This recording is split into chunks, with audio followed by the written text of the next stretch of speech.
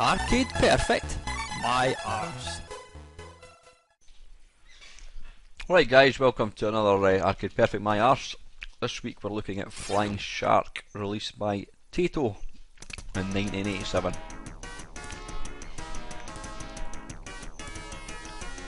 Now this is a deceptively difficult game. Funny thing is, 1942, which is one of my favourite games, I like 1942 because it's not too difficult. You can see exactly what you're getting into. This game here, you may have noticed there, you get tanks that kind of go underneath the bushes, and sometimes it's not always easy seeing what's coming. You get bullets and you don't always notice it. And you'll notice that in some of the arcade conversions we look at, not the sort of home versions.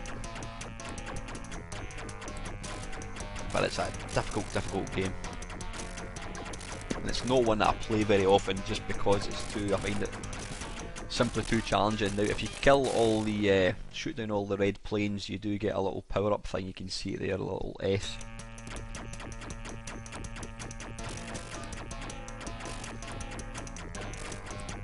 If you can hear gurgling and slurping in the background, it's because I'm eating my lunch. I sometimes try and do the voiceover for these things when I'm having my lunch.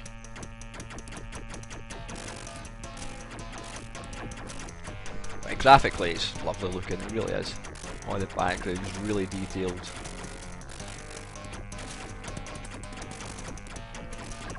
And these little tanks are little sods, they always seem to pick you off.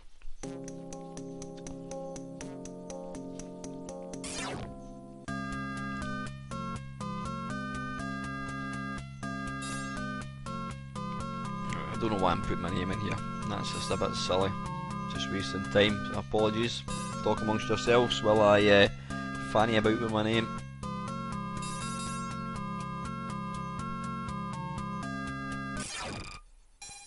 Right, let's go in once again.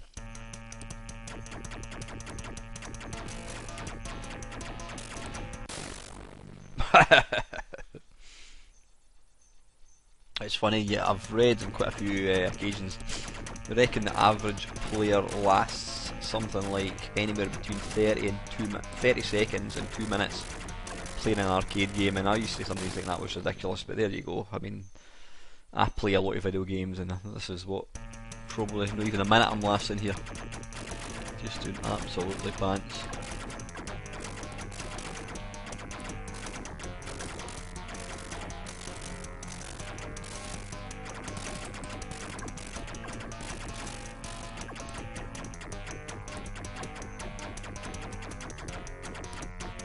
Ooh, and it's good night Vienna. Right, let's have a look at some home versions. Right, to kick things off, this is the Amstrad one. This was published by Graphgold, which is Andrew Braybrook's company. What's interesting is the guys have actually got their signature at the bottom of the screen. You don't get that very often. Right, what they've obviously the arcade game is it's a vertical game, which means it's rather narrow but extremely long, or high, whatever you want, tall, whatever you want to call it. Now, home versions or home computers all had the 4:3 ratio, which meant that the screen's a lot wider than it is tall. So what they've done here, it's quite clever, is to try and get the sort of better perspective, or not perspective, ratio?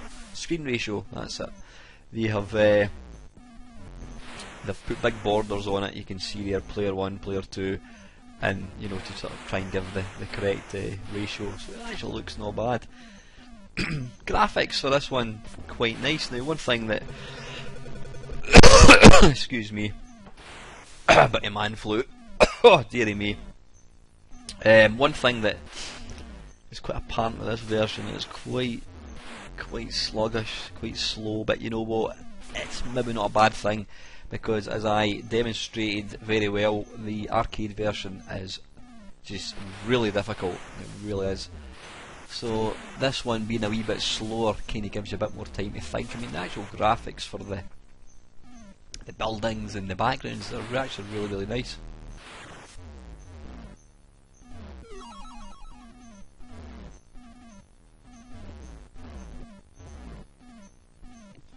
it's a lot, excuse me, it's a lot more sedate than the arcade version.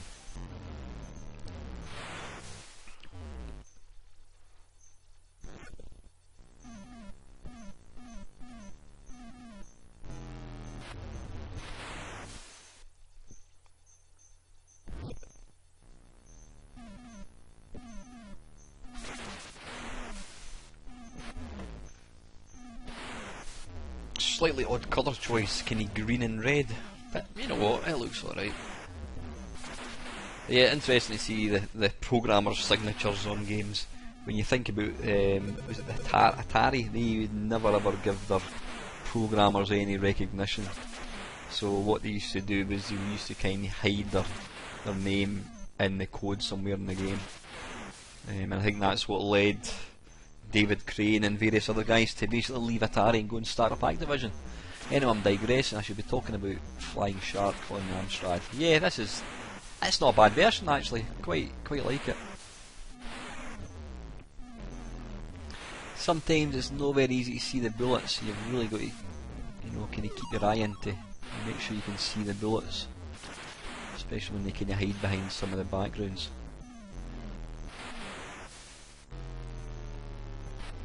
Kaboom! Yeah, that is the Amstrad one. Let's take a look at the Commodore Amiga one, I think.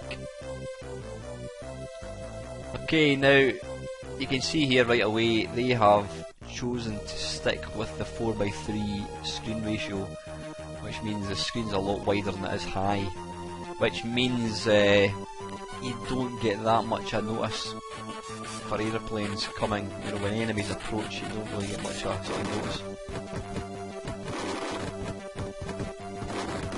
Now graphically, this is actually quite nice. It kinda doesn't really look like the arcade one, if that makes any sense. It's got its own unique style, but I quite like this one actually. It doesn't play too, I'm not too sure about the coloured squares. Is that many people like that? I like the explosions, not the explosions, I like the when you get a building that's been destroyed and get it on fire. Again, like the Amstrad one, it's a bit more sedate. It actually looks, you know what, the layout to this game is slightly different from the arcade one, so it's almost like a kind of based on type thing. I was going to say it's easier than the arcade one, but I'm not doing a very good job of demonstrating that it is. Now interestingly about this Amiga one, you can maybe see here, if you go right to the bottom of the screen, you're actually, your ship almost disappears off the screen. That is not me cutting the screen off when I'm editing the video, that is actually how it plays. Your screen, your ship actually disappears off the bottom apart from the very front of it. Right, let's have another quick go. That was over way too quickly. Oh, have I... oh, I appear I've turned the music off, which is actually good. I don't like playing arcade games with music. You need to be aware of the sound effects. So it's always a pet hate of mine when you got an arcade game and you can't turn the sound effects off. But yeah, this is pretty good. Quite like this actually. Very playable. There's that rather Picasso type house on the left hand side.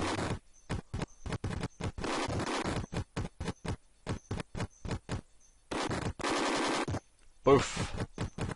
So we destroy the red planes to get a power up. But the problem is it starts floating about the screen like that, so you need to try and not die rather than pick it up.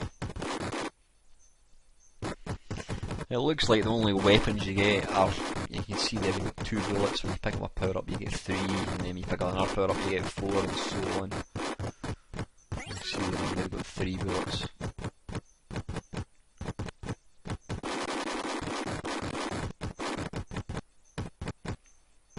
So yeah, very playable.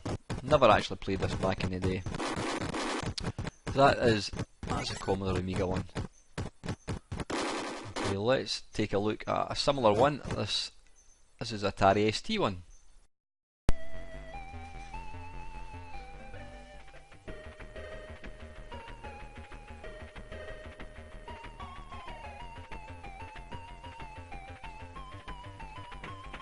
Right, first impressions, it looks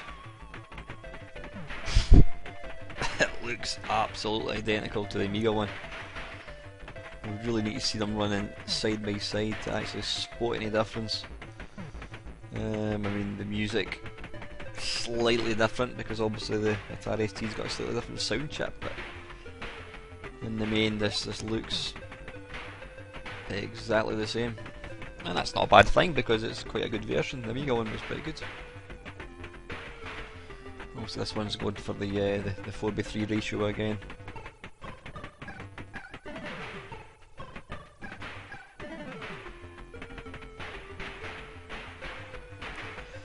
So far so good. We've not had a bad version yet. Let's hope that may continue. It's going to make picking the best ones quite a tough choice.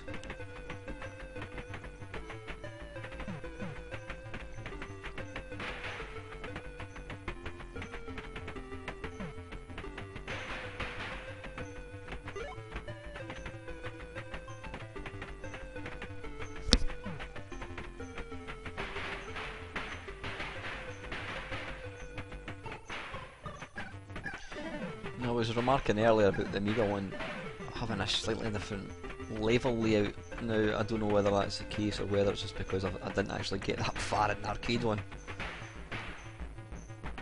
I think a lot of the conversions back in the day, I mean, believe it or not, I don't think they were ever given code for games. They basically, I think at the very best, the company would bring in the arcade cabinet in for the programmers to play, and they would just have to play it and try and make their own interpretation of the game.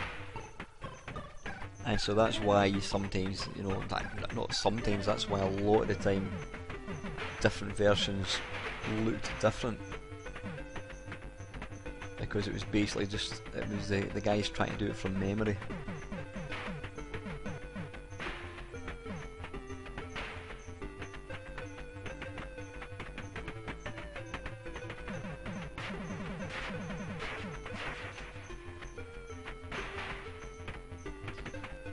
So I've got, is it 5 bullets here I think? That makes things a wee bit easier.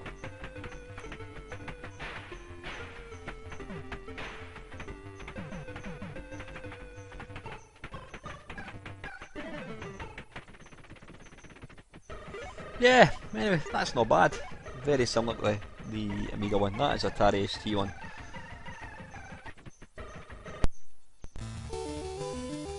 Right, this is the Commodore 64 one.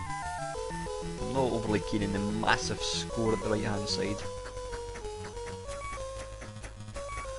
Now, I'm sure I did have this on my C64, and again I just found it too damn difficult.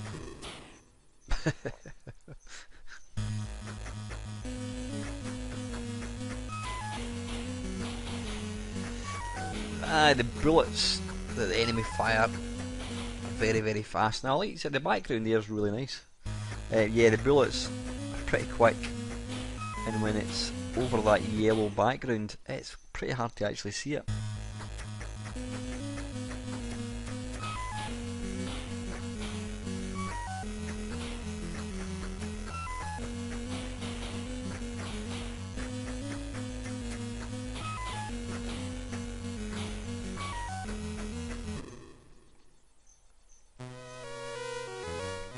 Blimey, that one's tough.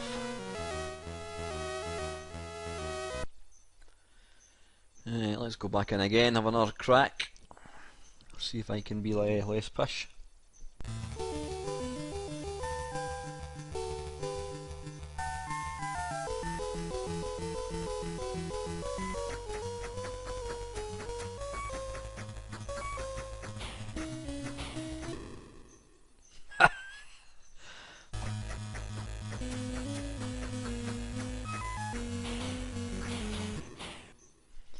Bloody hell, this is probably even more difficult than the arcade one, I think.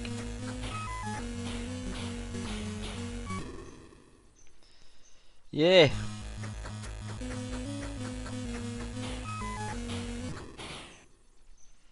That's just brutally hard. Aye, anyway, that is the C64 one.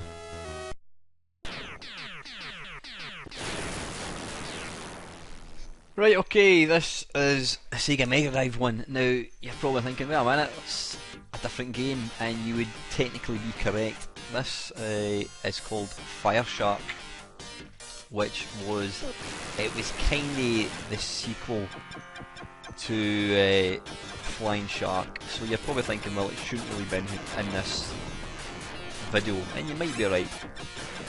But you know what? I thought I would include it because I'm sure the NES one is the same as the sort of sequel, but it's still very Flying Sharkish looking. So that's why I've included it in here.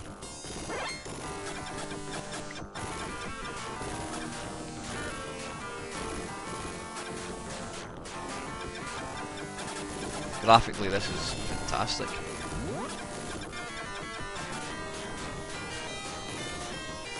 Obviously the Mega Drive, I mean, a lot of people criticise the Mega Drive sound chip, but I actually think it's got a very good bassy, it's kind of got a tinny sound, but it actually lends itself really well to arcade games, I think.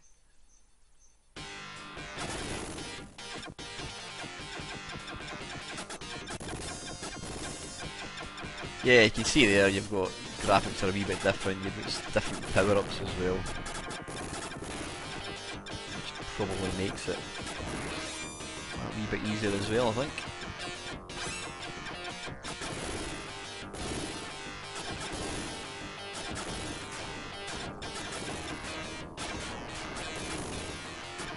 But this is a bloody good shoot 'em up.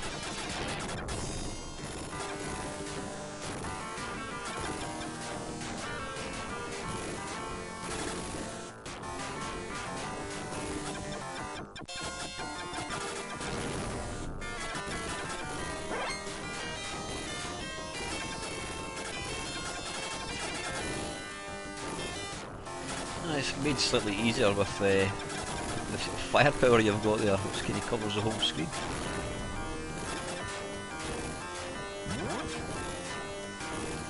Yeah, and you can probably tell it's obviously quite a bit easier as well, the fact I've not, well, I think I might have died, but I'm still in my first game. Oh, now we're talking. Hell yeah.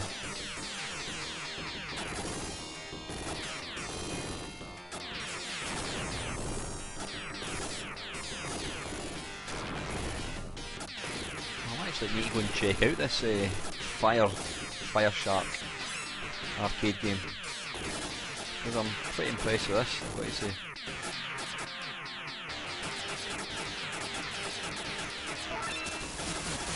Oh! He has a flamethrower.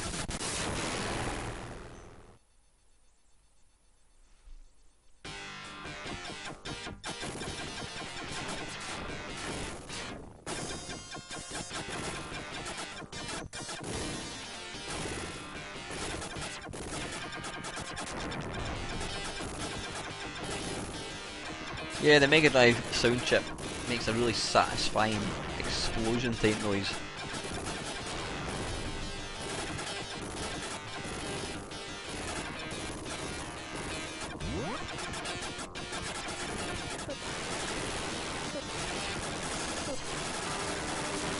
Die!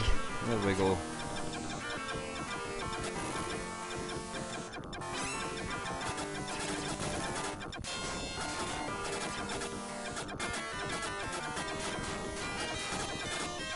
Yeah, this is a very, very pleasing game. Never heard it before. Fire Shark. Like I say, it's technically not a conversion of Flying Shark. It's a slightly different game, but that is an excellent game nevertheless. That is on the Sega Mega Drive.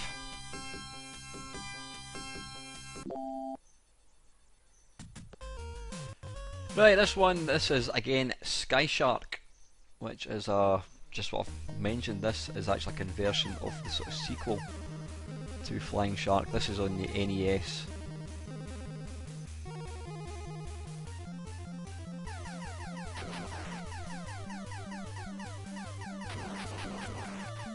Quite a jolly little game, nice and clear graphics. Sometimes NES, the graphics can be a wee bit on the rubbish side, but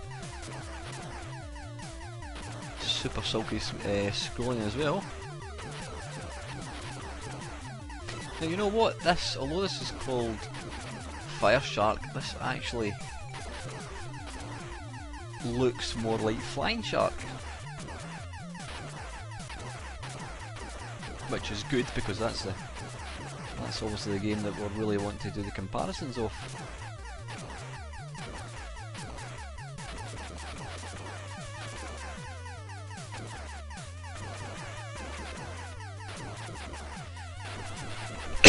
Excuse me. And normally the NES arcade versions, they tend to do their own thing. They'll use the name, they'll have similar graphics, but they tend to change levels and that kind of stuff. I don't know why. Maybe they think arcade games are too difficult, so we'll make it a wee bit easier. I'm not too sure in the sort of thinking by Nintendo.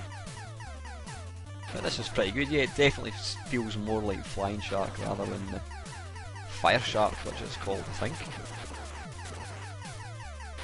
Anyway, it's got me thinking. I'm sure this one is called Fire Shark. Yeah.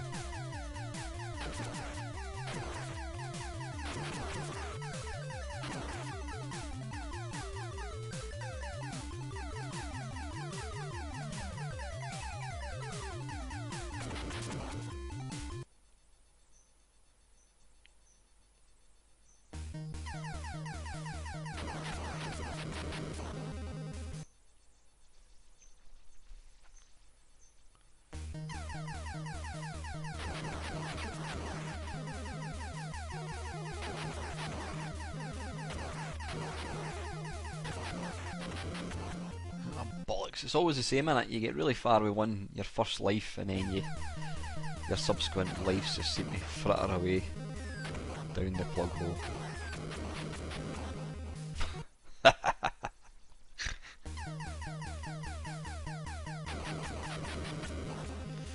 Right, anyway, that is Fire Shark, and that is on the NES.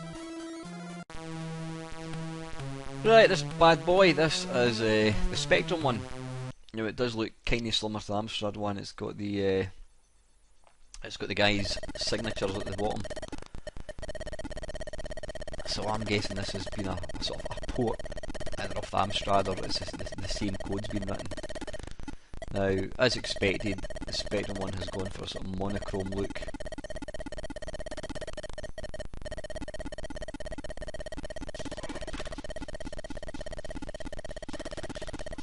Which, to be fair, does the job really well. Now the only thing is there, you can see there, bullets are practically invisible, and that's always been an issue with Spectrum games when it's sort of two colours. You know, you can see them there. You've got to really be watching carefully. That's the only thing. It's a pity they couldn't have used. It appears holding down the fire button does a kind of bomb type thing.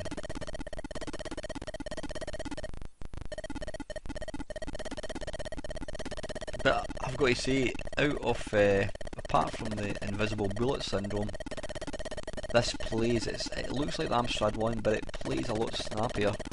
It's not as difficult as the Commodore 64 one. I'd probably say this is my favourite 8-bit version. Well, I know the NES is an 8-bit before you start arguing, but I'm talking about the home computers. I would say I would rate this one above the C64 and the Amstrad one.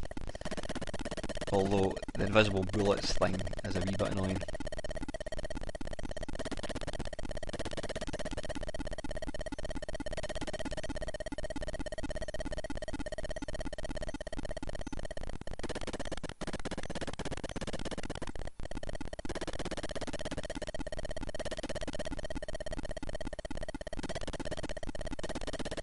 You see, it's fine there. You can see the bullets perfectly because the bullets are yellow, and obviously against a black kind of background, it's fine. But it's when you've got the bullets, yellow bullets on a yellow background, that's when things start getting a wee bit tricky.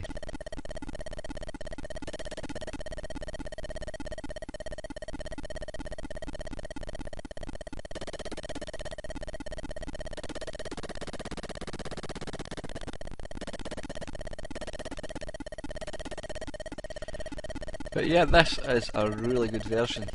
Really, not going to say I'm surprised. I'm delighted to see the Spectrum doing something like this. Back in the day I would have poo-pooed this. I would have looked at the graphics and thought, not as nice as my C64, but got to say I think this is a better version.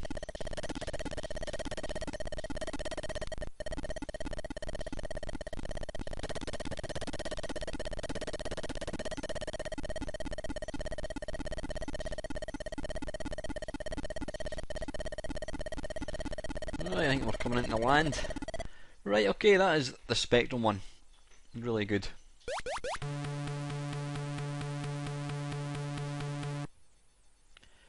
Okay, right, this is the very last one. This is on the Sharp X68000. Now, anyone that watches my channel will know that this computer is my holy grail.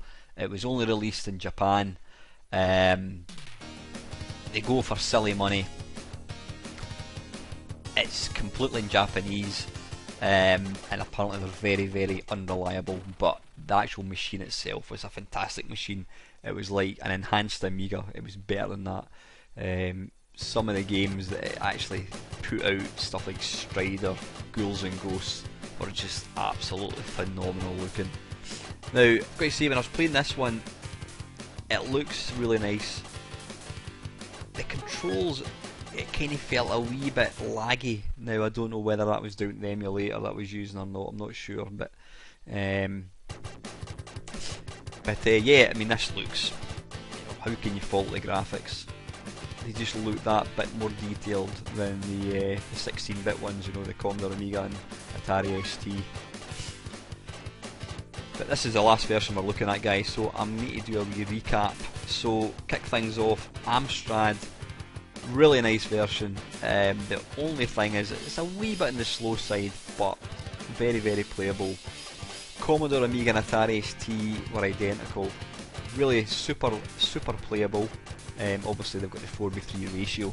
C64 one was a wee bit disappointing, just too difficult. Graphics were alright. The NES one, really nice, really nice.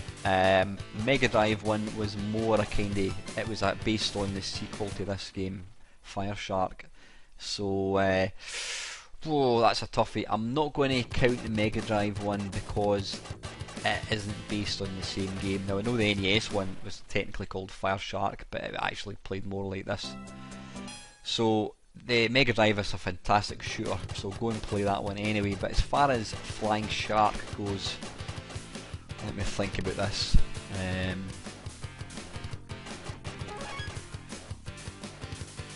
I am thinking, I'm still here, I'm just thinking about it. I think I'm going to go... Right, okay, right, I've decided I am going to go in third place, bronze position. I'm going to go for the Spectrum one. Yep, I know that Atari ST and the Amiga one looked really nice, but I'm going to go for the Spectrum. It's a really good version, apart from invisible bullets sometimes. In second place, silver position, I'm going to go for the NES one. Although it's called Fire Shark, it's actually Flying Shark. Really nice version, crisp graphics, supremely playable. In gold position, first place, I'm going to go for this one. This is the Sharp X68000 one. Now, there's no surprise really, because this was it's way more powerful than all other computers. So it was always going to win. I think if the Mega Drive had actually done a Flying Shark game, it would have probably taken top spot. But it didn't, it cheated and went for a sequel. So I can't really count that. So anyway guys, that is it. I hope you enjoyed watching it. If there's a game you want to see featured in this Arcade Perfect My Arse, please put your comments below and I shall endeavour to do so. As usual, please feel free to like, comment and subscribe, and lastly, thank you very much for watching.